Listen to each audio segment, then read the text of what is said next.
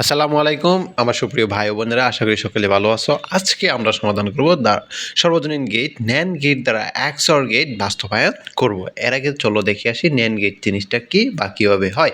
দেখো, ন্যান্ড হচ্ছে অ্যান্ডের বিপরীত। অ্যান্ডের কাজ কি? অ্যান্ড হচ্ছে গিয়ে ওয়াই এ ইন্টু বি, মানে গুণ করা।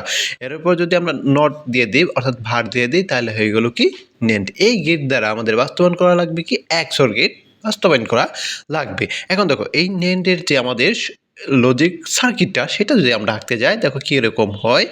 যেমন আমরা কি বলছিলাম, অ্যান্ড হচ্ছে ইংরেজি অক্ষর ডি এর মতো, আমি ডি করলাম, তারপর একটা নোট দিয়ে দিলাম, অর্থাৎ A B input A R Y হচ্ছে এ ইন্টু বি। আশা করি আমাদের ন্যান্ড গেট সম্পর্কে বিস্তারিত ধারণা পেয়েছো। এখন বলা হয়েছে এই গেটটা আমাদের XOR গেট বাস্তবায়ন করা লাগবে। এখন চলে আসো দেখি XOR গেটের লজিক ফাংশনটা।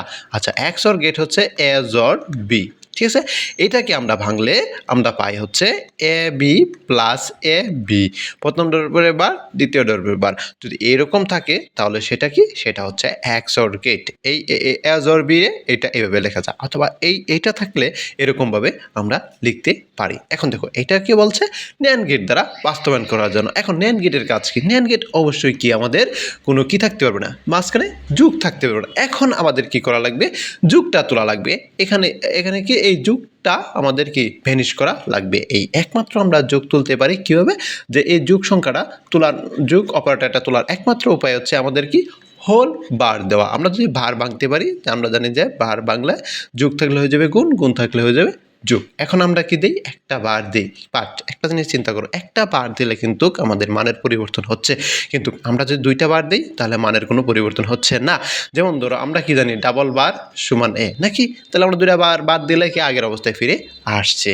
এখন দেখো, আমরা যদি ছলে বলে কৌশলে এই বারটা যদি আমরা ভাঙি তাহলে যুগ হয়ে যাবে কি গুণ।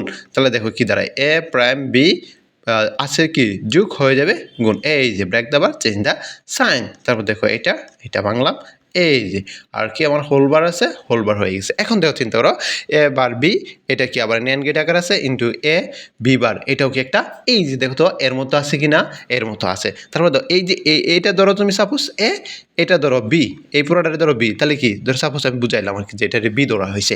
এখন দেখো এই পুরোটা আবার কি একটা ন্যান্ড গেট আকার আছে না, এই হোলবার আছে নাকি, তার মানে কি আমাদের এই পুরো টপিক্সটা হয়ে গেল কি যে একটা ন্যান্ড গেট হয়ে, সরি একটা ন্যান্ড গেট হয়ে, একটা ন্যান্ড গেট আমার হয়ে গেল। এখন দেখো আমরা যে এই যে লজিক সার্কিটটা আঁকি, হ্যাঁ দেখো আমরা এইটা লজিক সার্কিটটা আমরা আঁকবো।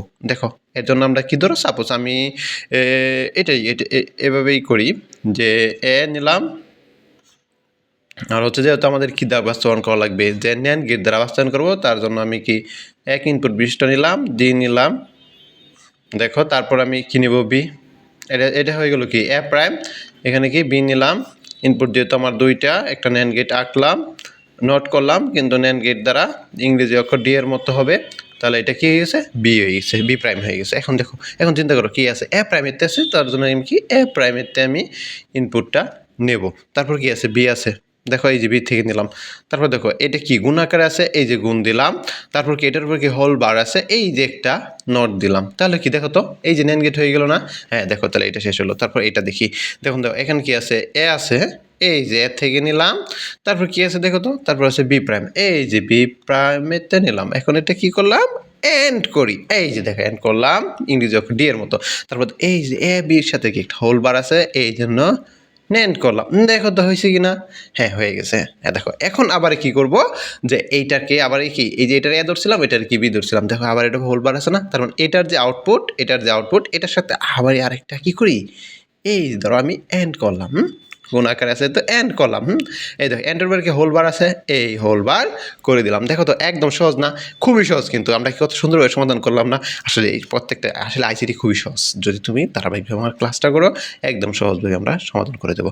ধন্যবাদ আমাদের সাথে থাকার জন্য, সকলকে ধন্যবাদ।